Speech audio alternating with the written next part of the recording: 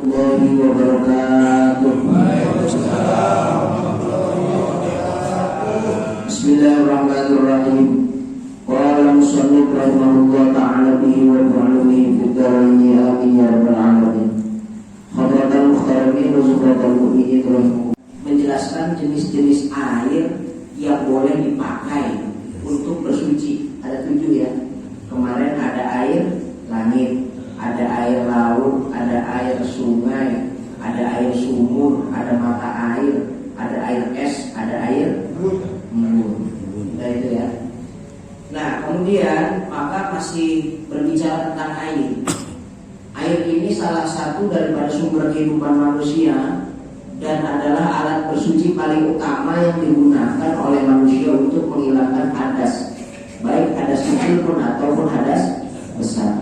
Oleh karenanya kita harus bisa mengetahui jenis-jenis air apa saja. Summal miyahu ala arba'ati aqsamin. Kemudian air itu dibagi menjadi 4 golongan. Kalau kemarin jenisnya. Kalau sekarang golongan air ada 4 macam. Apa yang pertama? Tahirun ghairu. Airnya juga bisa mensucikan air itu kepada yang lain, dan kalau dipakai untuk berwudu, baik mandi dan wudu atau bersuci, maka tidak makruh dipakainya. Namanya tahir mutahhir ghairu makruh. Airnya suci, lalu air itu bisa mensucikan kepada orang yang mau melakukan menghilangkan hadas kecil ataupun hadas besar. Lah kalau dipakai air itu nggak makruh. Makruh itu dibenci. Itu disebut dalam ilmu fikih namanya air mutlak. Mutlak itu air, nggak campuran apa-apa, nggak kena apa-apa. Ini air mutlak itu air tanpa ada ikatan atau batasan apapun. Kan kalau ini belum tentu disebut air mutlak. Ada ikatan nama, air aqua, air fil, atau lebih dikenal air mineral. Kalau air sumur, ya air sumur, namanya air mutlak. Ini air mutlak. Nah nanti kita bahas nih, air ini nanti masuknya kemana? Nanti kita lihat. Yang kedua, tahirun mutahhir. Wa tahirun mutahhirun makruhun wa huwa al-ma'ul musyammasu. Yang kedua itu adalah airnya suci, airnya suci. Mutahhirun juga mensucikan kepada yang mau menggunakannya untuk bersuci, baik mandi ataupun wudu. Ya, mensucikan.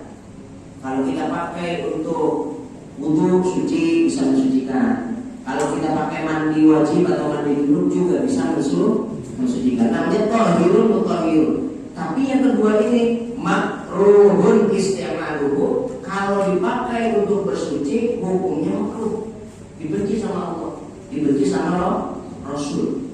Kalau yang tadi suci mensucikan yang pertama, tapi kalau dipakai enggak makruh. Kalau yang kedua ini suci, airnya mensucikan kepada orang yang menggunakannya, baik mandi ataupun wudu, tapi kalau dipakai makruh. Apa itu? Wa huwa al-ma'ul musyammasu, yaitu air yang ditaruh di dalam drum atau air yang ditaruh di dalam ember atau wadah yang wadahnya itu dari jenis logam, mengandung zat besi atau zat dari logam itu yang bercampur dengan panasnya matahari dan air sehingga bisa menyebabkan penyakit kusta. Nah itu sabda Rasulullah SAW seperti itu. Yang disebut al-musakharu fi ina'in ma'dan bihar syamsi, yaitu air yang ditampung di dalam wadah ma'dan ini yang terbuat dari logam, bihar syamsi, dengan panas matahari, dipanasin pakai cahaya matahari. Wa karahatuhu limakil, dan karena dimakruhkan ini karena apa? Karena sabda atau omongan min annahu yusabbahu maradul baros. Karena kalau ada orang yang pakai air itu dapat menyebabkan penyakit baros. Barosi itu bahasa Arab, bahasa Indonesianya kusta.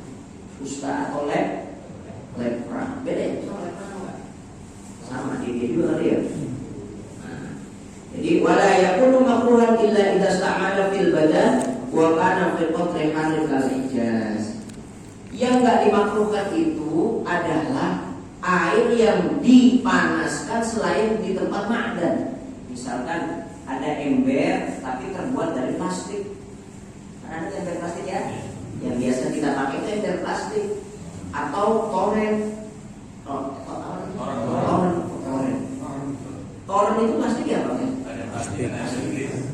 Jangan stainless ya, yang kuning itu biasanya plastik ya. Maka toren itu kan karena dari bentukan dari plastik, maka kalaupun kepanasan dengan cahaya matahari nggak sah. Bukan disebut air musyammas. Air musyammas itu yang kalau air itu ditampung dalam posisi ma'dan, bendanya terbuat dari logam. Itu satu. Yang kedua, yang disebut dengan apa namanya? Syarat daripada air itu disebut musyammas, wa kana fi qatri halin kal ijaz. Maka dipanaskannya itu semisal panasnya matahari seperti negara Hijaz. Negara Hijaz itu Saudi Arabia, Maroko, Tunisia, Syria, Iran, Libya, Mesir. Itu negara-negara Hijaz. Jadi pemanasan terhadap air yang ditampung di dalam wadah itu, satu wadahnya logam syaratnya biar jadi dalam musyammas. Itu dipanasinnya wakana fi qatri halin kal Hijaz. Jadi panasnya panas seperti negara Hijaz. Yang kira-kira kalau negara Saudi itu berapa derajat panasnya kapan? 40 ya? 40, 45, 47. Segitulah. Sekitar segitu. Kalau Indonesia 33, 34, 35 panas 35 itu di Indonesia ya. Kenapa? Karena Indonesia negaranya tropis. Berarti kalau ada air ditampung dengan ember logam atau tempatnya logam, terbuat dari logam gitu ya, terus dipanasin, di panasnya matahari Indonesia nggak masuk Pak, belum jadi air musyammas, belum jadi air makruh. Kenapa? Panasnya Indonesia tidak sebanding dengan tak panasnya negara-negara yang ada di Hijaz. Di syaratnya dua tuh, satu adanya air itu ditampung di logam, kedua panasnya menyamai negara di Hijaz.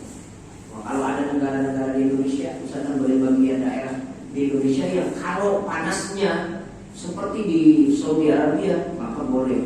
Itu jadi air yang tohir mutohir makruhun. Airnya dibenci untuk dipakai, makruh untuk dipakai. Sampai sini ya. Kedua, jangan lupa nih, penting ini air nih, karena kehidupan kita. Ketiga, wa tahirun ghairul mutahhir wa huwa al-ma'ul musta'malu. Yang ketiga itu adalah jenis air yang airnya suci, tapi tidak bisa mensucikan kepada yang lain. Maksudnya apa? Kalau kita pakai untuk berwudu atau mandi besar, maka tidak sah. Airnya suci. Tapi kalau dipakai untuk wudu, untuk juga mandi besar, nggak boleh, nggak sah.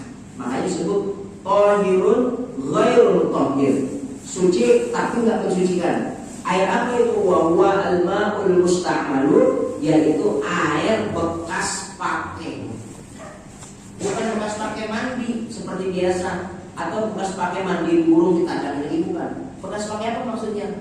Bekas pakai wudu atau bekas pakai mandi besar. Misalkan Pak Edi wudu, lagi masa kemarau ini ceritanya, wudu saking sayangnya, wah kalau kita buang-buang air kayak begini walaupun pakai wudu tetap kan bahaya nih, nanti air nggak ada lagi, ditampung lagi air bekas wudu, ditampung lagi di ember, ternyata dapat setengah ember. Maka nanti buat apa nih? Buat asar, tadi kan dulu misalnya, buat asar wudu nggak boleh.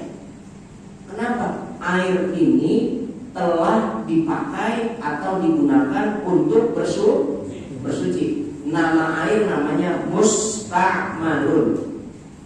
Ya, mustakmal.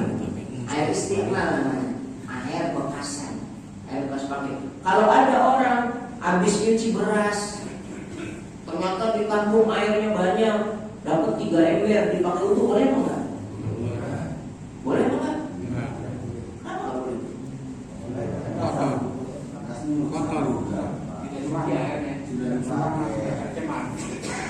Bekas beras. Dipakai untuk, kan definisi istiqmal negeri. Air istiqmal itu adalah air yang pernah dipakai untuk wudu atau mandi besar. Boleh. Untuk isi beras? Boleh. Halo. Mandi. Boleh, sekarang boleh. Boleh. Iya deh. Boleh. Itu satu. Atau air itu kita pakai mandi biasa. Bapak kan 1 hari 2 kali mandi itu. Mandi, jebar, jebur, bukan mandi wajib. Yang kalau malam habis bekerja sama dengan istri, habis mandi jangkrik kan perlu mandi itu. Nah ini mandi biasa, mandi mau ke kantor, mandi mau kerja, mandi lagi biar seger. Saya niat mandi, udah mandi sunat, mandi biasa. Mandi dia jebur, airnya dikumpulin. Ternyata dapat 2 ember, boleh nggak dipakai buat wudu? Enggak. Boleh. Kenapa nggak boleh?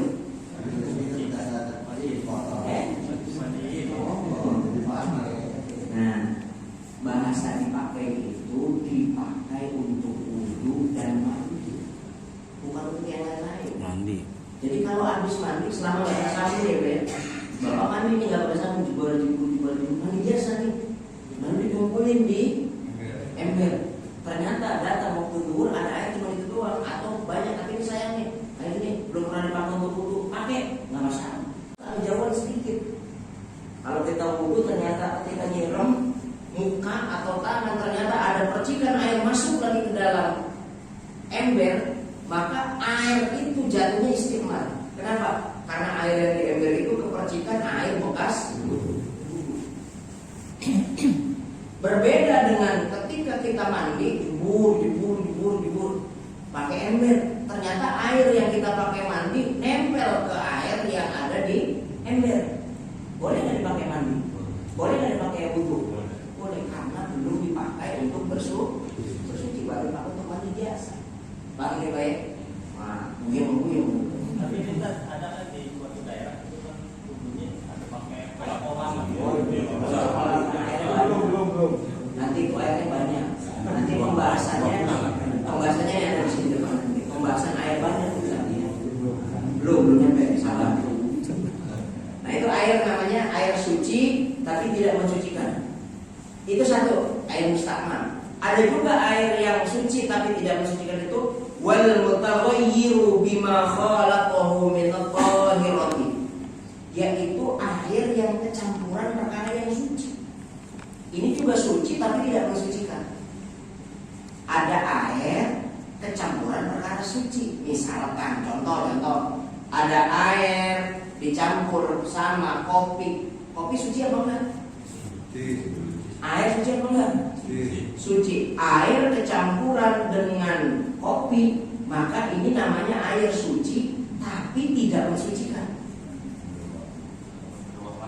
Karena bukan hanya berubah warna, karena ini sudah kecampuran perkara kopi, bukan masalah berubah warna apa enggak berubah warna, tapi kecampuran perkara yang suci. Jadi air bercampur dengan kopi, air bercampur dengan susu, air bercampur dengan teh, air bercampur dengan Ovaltine.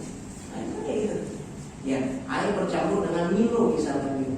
Maka air ini suci dan tidak mensucikan kepada yang lain. Ini suci, buktinya suci. Air kopi, air teh, air susu boleh diminum. Suci berarti, ya nggak? Kalau nggak suci berarti nggak boleh diminum. Itu suci. Tapi sucinya kopi dan sucinya air teh atau apa namanya, ada tikus jatuh nyemplung nggak bisa berenang, kan itu siapa ya? Nggak bisa berenang, kalau dia jadi berenang apa yang jatuh tikus mati jadi bangkai. Kalau air dua pula, air banyak, kalau tidak berubah, pertama warnanya biasa aja, bening. Kedua baunya biasa aja, air biasa. 3 rasanya dirasain kok rasanya masih tawar seperti air biasa, maka nggak najis. Tapi kalau air 2 kula kejatuhan tadi apa? Tikus, bangkai tikus mati, terus salah satu daripada air itu sifatnya berubah. Biasanya airnya baunya jadi bau. Lalu warnanya tadinya bening jadi agak buta. Lalu pas kita rasain juga rasanya agak anyir, agak nggak biasa seperti air. Maka dalam posisi itu air banyak pun dijadikan air najis karena kejatuhan Oke. yang berubah sifat air. Paham ya? Nah, selanjutnya yang terakhir, kemudian masih ingat dalam artian dari apa yang mau masih ingat. Wal kullatani sumi'at ritlin baghdadiyyin takriban fil asahi. Ustaz, dari tadi ngomongin air banyak, air 2 kula itu apa? Yang disebut dengan kula itu apa? 1 kula, 2 kula. Kalau air 2 kula harus berubah sifatnya baru dari air najis. Kalau nggak berubah sifatnya dan 3 rasa, bau dan warnanya maka nggak najis walaupun kejatuhan najis. Apa itu kula itu? Air 2 kula itu. Wal kullatani, adapun yang disebut dengan 2 kula atau air 2 kula, khamsumi'ati ritlin, yaitu air yang jumlahnya 500 liter. Itu air 2 kula. 500 liter Baghdadiyyin, yang literannya literan orang Baghdad. Jadi literan orang Baghdad berarti negara mana itu? Irak. Jadi 500 liter air banyak itu 500 liter dari ukuran orang Baghdad, liternya Baghdad. Takriban fil asahi, atau mendekati menurut qaul yang asal. Nah, saya mau ngajak Bapak jalan-jalan biar pintar nih Bapak nih. Jangan ngantuk ya. Biar Bapak yang hitung, nanti saya yang dapat ilmunya. 2 kula itu ukurannya 500 liter Baghdad. Kalau 500 liter Baghdad dibawa ke Arab, Saudi, Mekah atau Madinah, maka 1 liternya orang 100 liternya orang Baghdad cuman ditampung sama tempat orang Arab namanya gerabah. Jadi orang Arab itu punya alat tampung air namanya gerabah. Gerabah itu biasanya dipakai dibawa untuk jalan jauh. Kalau dia mau jalan jauh itu gerabah. Gerabah itu apa? Kulit kambing atau kulit unta atau kulit sapi diikat sama dia, dijahit, disulam. Nanti ujungnya dikasih bolongan buat masukin air. Nah, itu gerabah. Saya nggak bisa ngasih gambaran ya. Dulu di pondok saya di Sarang, saya dulu mau di tempat yang bangun itu di Sarang itu ada tuh alatnya namanya gerabah. Saya pernah lihat. Cuma zaman itu belum ada foto, handphone itu belum punya. Jadi kita belum bisa foto-foto tuh. Gerabah tuh ada. Liter orang Baghdad pun ada. Nah, 1 gerabah ini muat 500 liter, muat 100 liter Baghdad. Jadi 100 liter orang Baghdad berarti 1 gerabah orang Arab. Berarti kalau 500 liter orang Baghdad berapa gerabah? 5 gerabah. Jadi 5 gerabah orang Arab sama dengan 500 liter orang Baghdad. Paham ya Pak ya? Nah, 500 liter orang Baghdad ini enggak internasional kalau literannya. Literannya bukan literan internasional. Pokoknya punya banget nih. Santai-santai. 500 liter orang Baghdad itu berbeda dengan 500 liter orang umum internasional. 500 liter orang internasional berbeda dengan Baghdad. Nah, kita itu. Ternyata 500 orang Baghdad, 500 liter orang Baghdad itu kalau dibikin kubus ngerti kubus? Kotak. Kalau kita kayak bikin kamar mandi itu, apa namanya? Kolom kamar mandi itu, maka hitungannya 60 kali 60 kali 60. Itu rumus kubus. Panjang kali lebar kali tinggi. Panjangnya 60, lebarnya 60, tingginya 60. 60 kali 60 kali 60 berapa ya?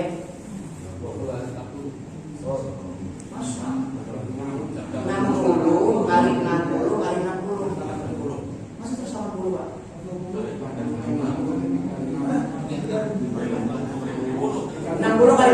berapa? 10. 3.600 kali 60 lagi 216.000. Bener nggak?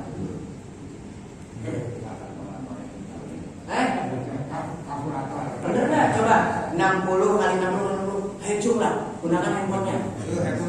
Handphone kok nggak? Pakai otak tuh, otaknya jam Saudi 5 gram sama dengan 500 liter orang Baghdad. 500 liter orang Baghdad sama dengan 216 liter punya orang internasional, termasuk orang Indonesia. Paham nggak nih? Ilmiah berarti kan ini Pak? Berarti ngaji itu ilmiah, nggak boleh nggak ilmiah. Ya bener ya? Jadi berapa liter? 220 itu berapa liter? Katanya 500 liter. Bagi orang berarti kesimpulan kita ya pada malam hari ini kita ambil kesimpulan. Literan orang Baghdad lebih kecil daripada literan orang internasional, termasuk orang Indonesia. Jadi kalau 1 liternya orang Indonesia segini berarti segini. Kenapa? Karena separuhnya sama dengan 500 liter. Belum sampai ya, harusnya 250, kalau separuhnya 216 liter. Itulah yang disebut dengan air 2 bulan. Kalau air 2 bulan, wudhunya boleh dikobok, nggak takut isti. Nah, karena airnya banyak, airnya banyak. Boleh, misalkan kita wudhu, muka kita ternyata ada cipratan air lagi jatuh ke dalam polanya, ke dalam kolamnya, tidak jadi air istimewa. Kenapa? Karena airnya banyak. Air yang disebut banyak itu mulai literannya 216 liter, apalagi di atas 216 liter atau 500 liter ke atas, maka itu dinyatakan sebagai air banyak. Ini puyeng banget, ini nggak jadi matematika. Kamu nih Pak, emang nggak pernah dapat keterangan kayak gitu? Di pengajian ini ada keterangan kayak gitu? Baik. Jika kalau udah puyeng, saya sampai situ aja dulu. Saya ingin ditanya, silakan. Siapa yang ingin berdiskusi, monggo. Fit juga. Wudhu bisa nggak sampai habis. Gimana hukumnya itu? Di YouTube. Satu begini. Iya. Jadi dia pada sedikit-sedikit tangan dan juga rasain. Darurat ya. Darurat apa enggak? Biasa aja. Naik gunung. Dia nyari air, biasanya pakai sungai. Ternyata sungai nggak ada tuh air yang mengalir biasanya. Tiba-tiba ada rotan, ada umbut, kayu-kayu umbut gitu ya, atau bambu tebal. Terus ternyata ada kandungan airnya. Karena kalau bambu biasanya ada air. Orang-orang yang daerahnya ada bambu biasanya airnya masih banyak. Bambu apus, banyak air. Makanya kalau hujan banyak. Kan banyak bambu kuning, ketuk, kan gitu, gulung. Itu nama bambu. Satu daerah masih banyak capung, masih banyak patok, capung, maka udaranya masih. Coba lihat ceker saya ada nggak? Atau kunang-kunang. Zaman saya masih kecil, kunang-kunang itu masih ada baru di sini. Dia disiun ke bawah itu, disiun, yang salah satu geraha harta itu, turun ke bawah itu kan sawah. Kunang-kunang masih banyak tuh. Itu mengindikasikan daerah masih bagus. Kalau sekarang udah nggak bagus, ya makanya pindah dari ceker yang enak. Belum, saya belum jawab. Karena itu jenis daripada air suci mensucikan. Kecuali kita nggak tahu ternyata di situ ada air yang air itu ternyata memang sudah kecampuran perkara-perkara yang najis dan sebagainya, gitu ya. Yang pertama. Beda sama kelapa. Beda kalau kelapa mah beda. Yang kedua terkait menggunakan perkara yang dimuliakan. Ini dimuliakan karena air itu.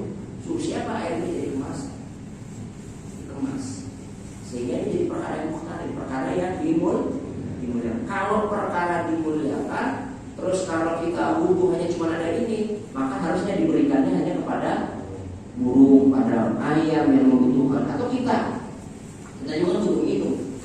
Nah terus bagaimana wudhunya? Badal lo ganti tayamum. Ya, mau ngapain bahasanya? Gitu ya.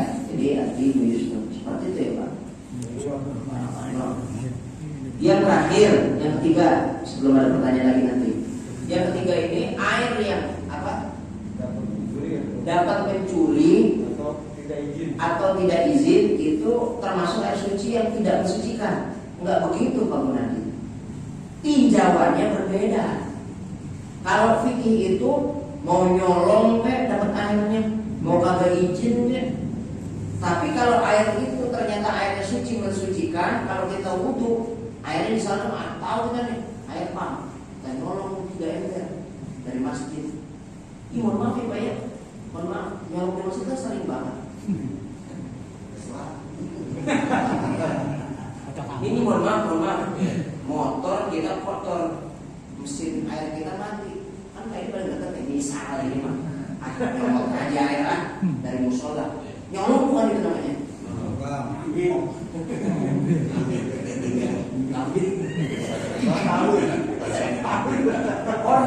Orang ngambil itu Pak, ngambilnya kayak gitu termasuk pencurian air. Makanya boleh nggak orang yang berjualan misalnya terus ngambil air 1 ember untuk cuci piring, untuk cuci gelasnya? Haram. Masjid, musola, airnya kayak barangnya kayak hanya harus kembali ke masjid atau musola, nggak boleh tempat lain. Lu mau dipakai buat cuci mobil, cuci motor, bahaya. Hati-hati deh yang sering cuci masjid di masjid. Bukan testing aja 20.000. Takut banget. Hati-hati ya. Ini bukan saya, tapi memang kejadian sering kejadian. Mohon maaf juga ada juga orang naik motor, sholat kagak, mampir ke masjid iya, kan nguncing. Habis kencing dia mandi. Ada juga orang yang kelewatan batas itu. Mandi di masjid. Habis mandi karena coffee morning, ada coffee teh. Di situ gratis silakan ambil, ngopi dulu. Habis ngopi sholat kagak, pulang. Buat Bang Bojeng ini. Jangan tersinggung ya Bang Bojeng, emang iya. Emang bener kan? Bener apa enggak?